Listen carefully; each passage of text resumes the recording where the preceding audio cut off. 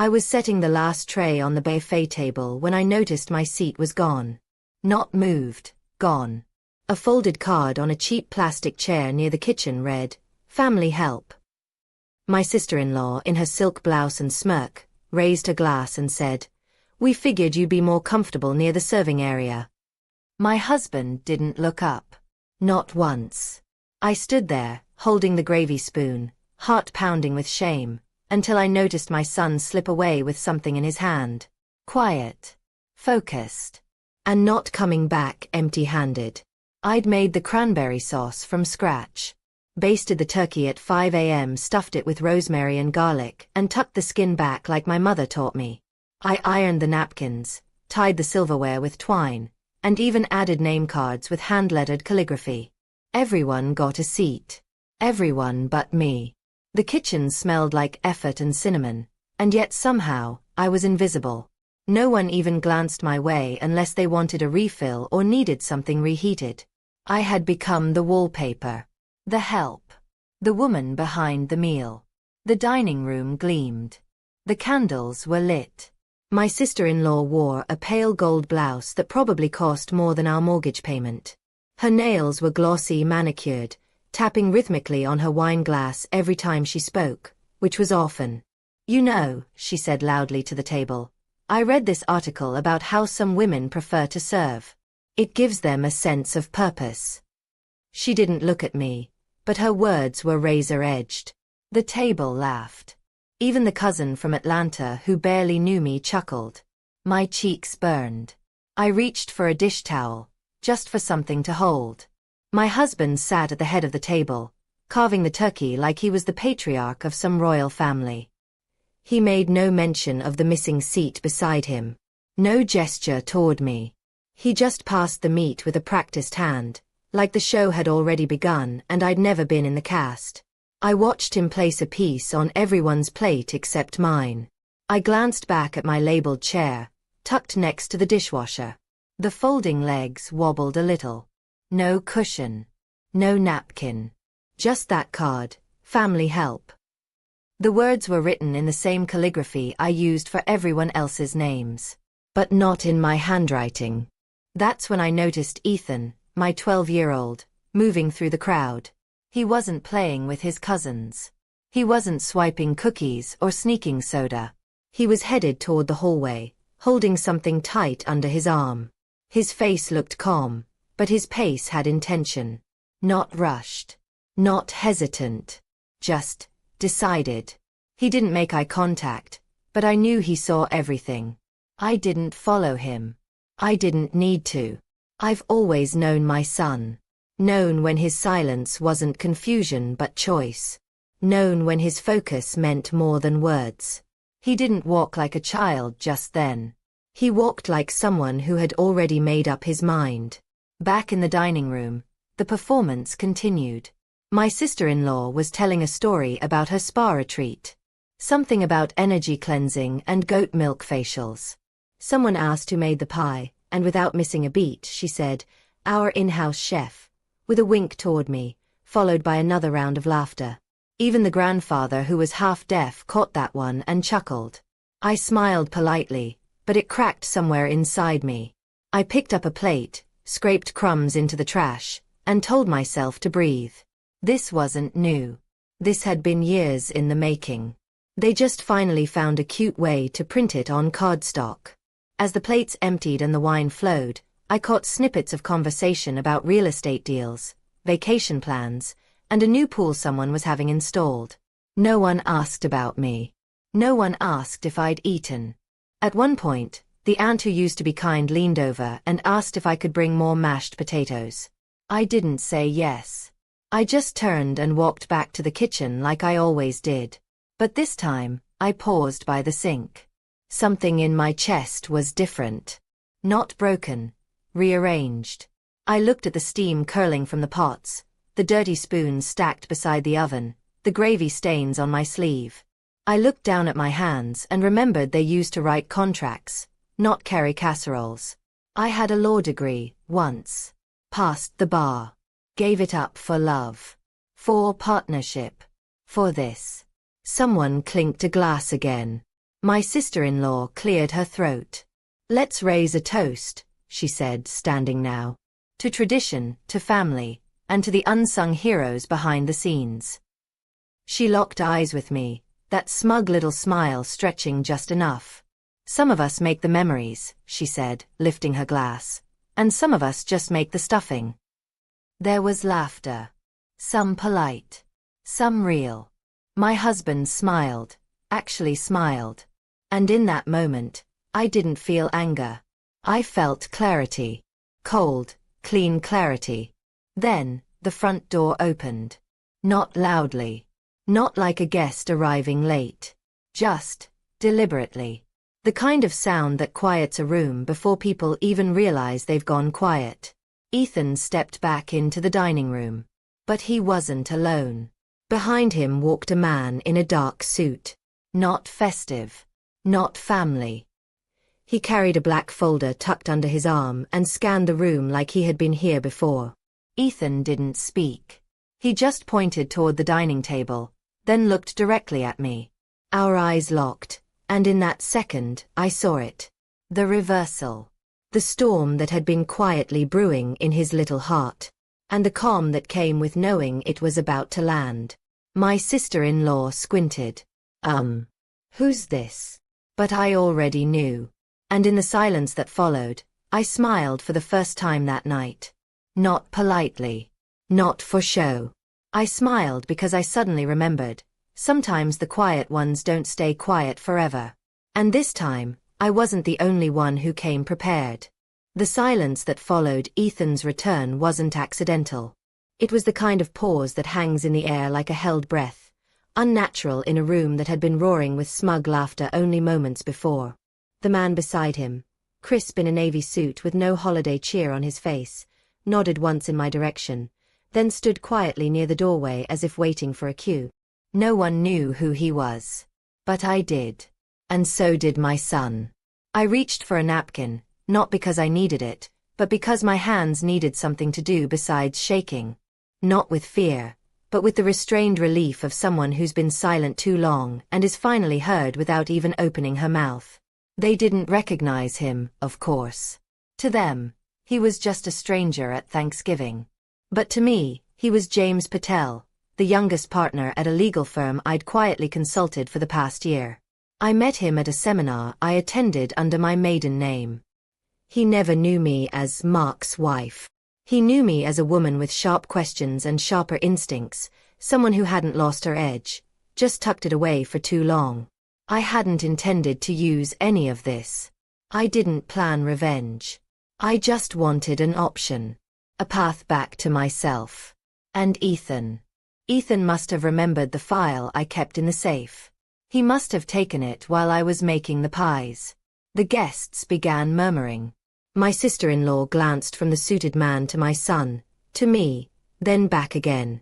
"What is this?"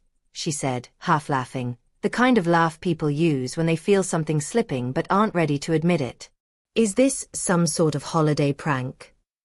My husband looked at Ethan like he was speaking a language he didn't understand. "Where have you been?" he asked, voice tight, not with concern but control. Ethan didn't flinch. He just folded his arms and waited.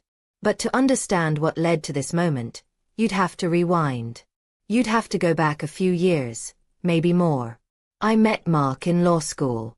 We were both competitive, both ambitious, but where I was deliberate, he was flashy. I studied late, stayed quiet, wrote briefs that professors actually used as templates. Mark was the charmer. The one who could talk circles around any room. We got married young. He proposed in front of a crowd.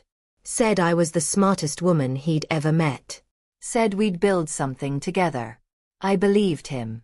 I left the firm I'd just been accepted into because he wanted to start his own business, and we agreed one of us had to be available for our son. It made sense back then. It always does, when you think love is going to be enough. But slowly, we became he. His business grew. He stopped asking what I thought.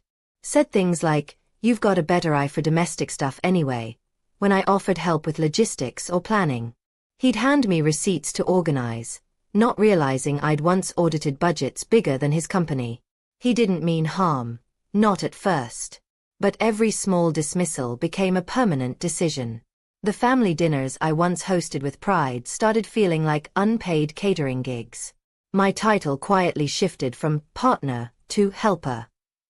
No one announced it, but everyone acted like it was true. His family didn't help. They never quite accepted me. Not loudly, just passively. There was always a subtle sense that I'd married above my station, that I should be grateful, humble, invisible. At first I tried. I really did. I made desserts from scratch, offered to host, listened when they ranted about politics or fitness regimens or real estate. But they never asked about my work, never knew that I'd returned to law on the side.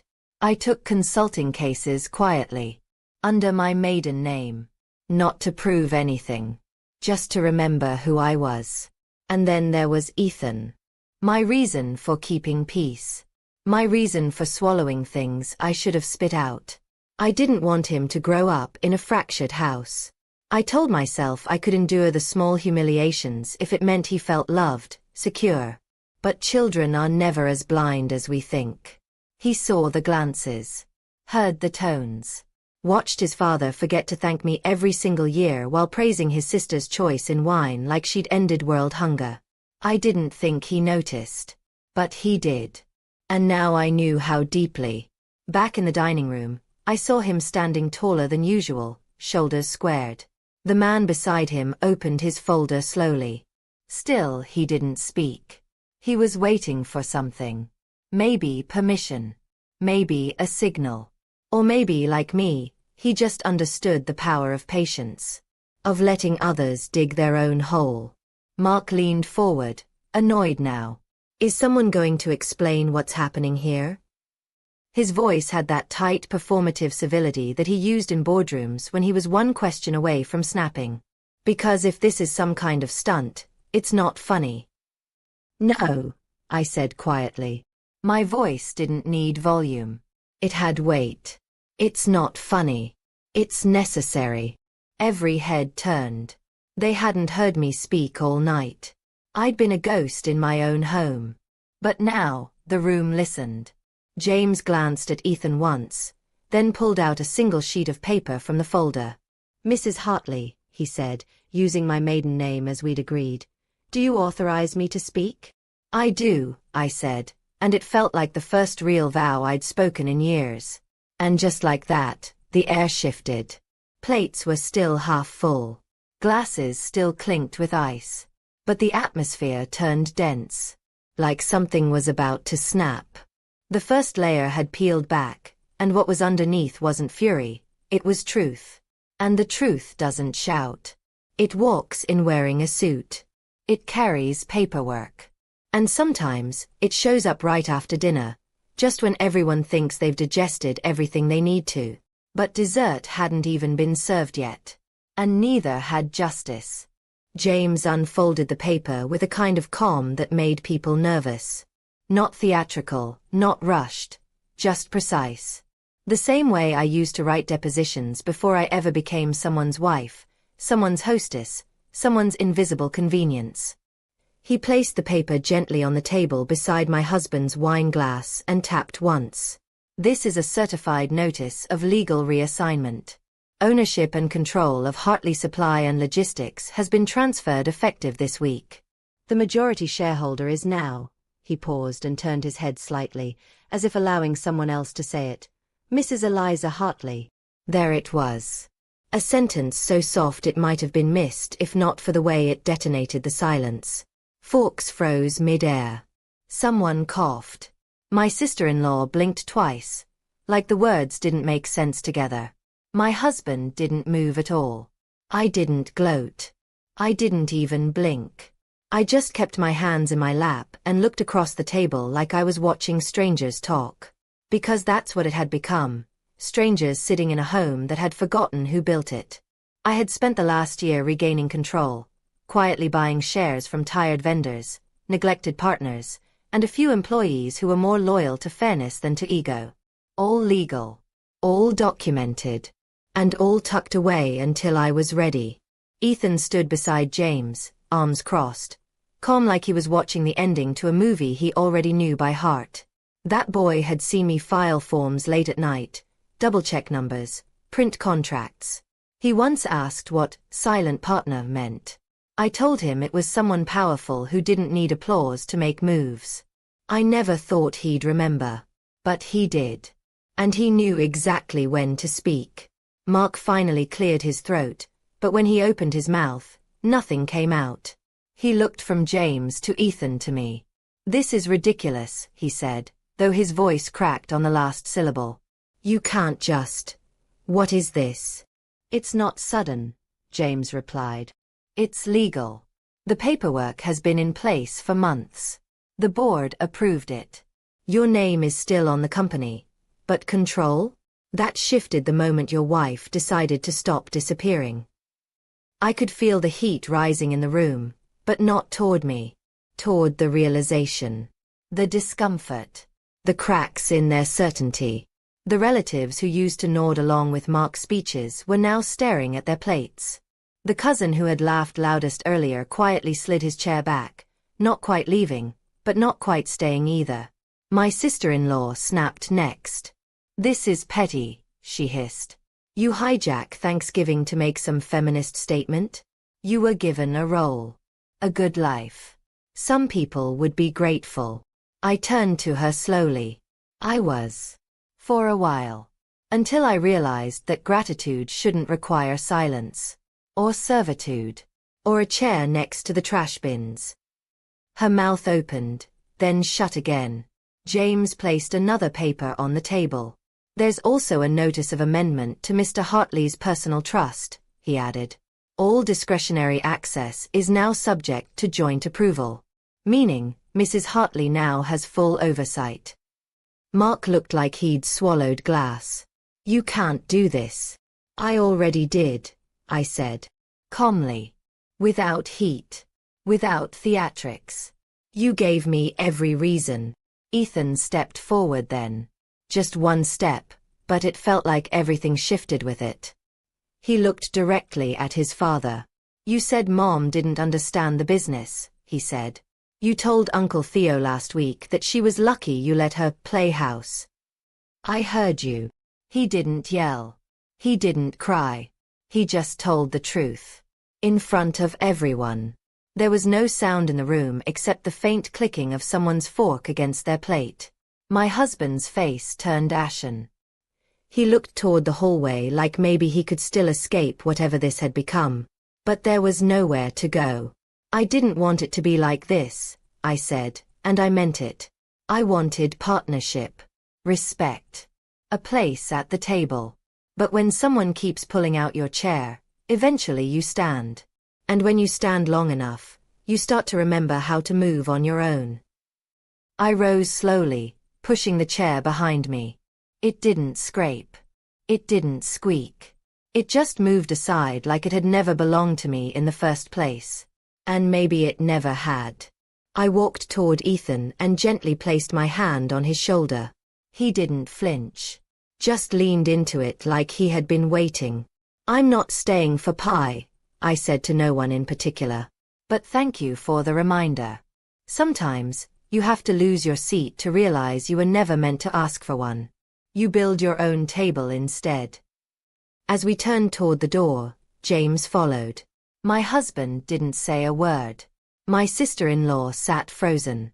A few relatives murmured excuses, but most stayed quiet, unable to look me in the eye. I didn't need them to. I wasn't leaving to make a point. I was leaving because the point had already been made. And Ethan, my son, the boy they ignored just as often as they ignored me, held the door open like a quiet soldier. As we stepped outside, the cold air hit my face, fresh and sharp. I didn't shiver. Behind us, someone finally spoke. "What happens now?" And from the hallway, Ethan answered. "She's in charge now." Then he shut the door. The cold air outside felt cleaner than anything I'd breathed inside that house in years. Not just because it was crisp, but because it was mine.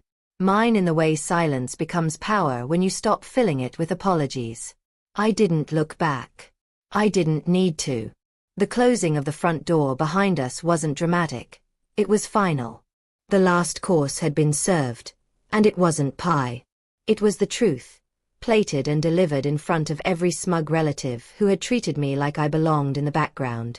And now, they didn't know what to do with the fact that I'd stepped into the center without ever raising my voice. Ethan walked beside me, calm and steady, still carrying the folder like it weighed nothing. But I knew better. That folder was heavy with everything we weren't supposed to say. Every signed form, every decision I made when I stopped waiting for permission. He looked up at me once, not asking for anything, just checking that I was still proud. And I was. More than I could explain. He hadn't just helped me deliver the truth.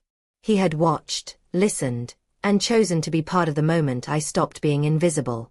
James followed behind, unlocking his car, but paused before getting in. "You sure you don't want me to stay for any follow-up?" he asked gently.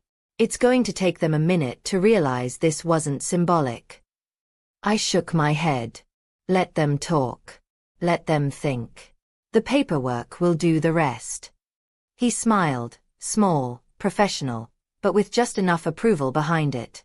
"You're a damn good strategist, Eliza. You could have had my job if you hadn't taken a detour through marriage." I smirked. "That was never the plan. But now that I've rerouted," he nodded. "You've got my number." And then he left. Ethan and I got in the car. For the first time in a long time, I didn't feel like I was driving away from something. I was driving toward it. Peace. Choice. Whatever version of myself came next didn't need to be pre-approved. She didn't need to earn her seat. She built the house. She set the table. And if people didn't want to offer her respect, they could sit somewhere else. The next few days passed like the eye of a storm. Quiet outside. Turbulent in the inbox. I didn't respond to texts. The family group chat, once full of memes and passive-aggressive praise for my sister-in-law's soup, went oddly silent. My husband tried calling 3 times. I let them ring out. Then I received an email, not from him, but from his assistant. A clarification request. Apparently, he hadn't told anyone on the board that his wife was slowly acquiring shares. Apparently, he didn't think I would ever ask for control. And now, well, he needed to discuss terms. I replied with one line. "Please forward all communication through legal." I wasn't being cruel. I was being clear. Something I hadn't allowed myself to be in over a decade. What surprised me wasn't how quickly the narrative shifted in their circle. It was how little I cared. My sister-in-law sent a voice message through a cousin, claiming the label on the chair was just a joke, and that I was too sensitive. My mother-in-law texted Ethan directly, asking if I was going through something. He handed me the phone without reading it. "Do I have to reply?" he asked. "No," I said. "They'll figure it out eventually." He smiled and tossed it on the couch. What mattered most had already happened. In the middle of that dinner, when no one else looked up, my son saw everything. And he stood up, not just for me, but with me. That kind of loyalty isn't taught with lectures. It's earned in quiet hours, in moments where you listen even when you're hurting. He had learned not from my words, but from my patience. And then he taught me what it looks like when someone who loves you won't let the world keep treating you like an afterthought. A few weeks later, I had dinner with an old colleague from the firm. We talked shop, then life, then laughed about how many people underestimate women who bake pies from scratch. She asked if I was back for good. I said no, I'm not back. I'm forward now.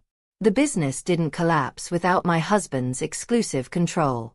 In fact, profits steadied. I reviewed quarterly forecasts, made a few strategic hires, and finally gave bonuses to the warehouse team, something I'd fought for years ago and been ignored. I did it without an announcement. Just a signature. Just power used correctly. Quietly. Efficiently. And yet, the part one think about most isn't the paperwork or the silence in that dining room. It's what Ethan said later that night, when we were putting away leftovers I made just for us. You know, Mom, he said, they always talk about how Thanksgiving is about gratitude. I think this was the first one where I saw what that really means. I asked him what he meant. He shrugged. You stopped pretending to be thankful for people who treat you like nothing. That's real. I didn't cry. I didn't hug him too hard. I just nodded because when your child sees you fully, finally, it does more healing than all the apologies you never got. A month later, the dining table still sat in our living room. The same table I wasn't allowed to sit at. But I wasn't bitter. I walked past it every day with a little smirk, like someone who knows they could flip it at any time, but doesn't need to. Some people still talk. Some are still silent. And some, maybe, are learning. But me. I'm not waiting for the next invitation. I'm setting my own table now. And this time, the name card reads exactly what it should have from the start. Owner. Mother. Silent partner no more.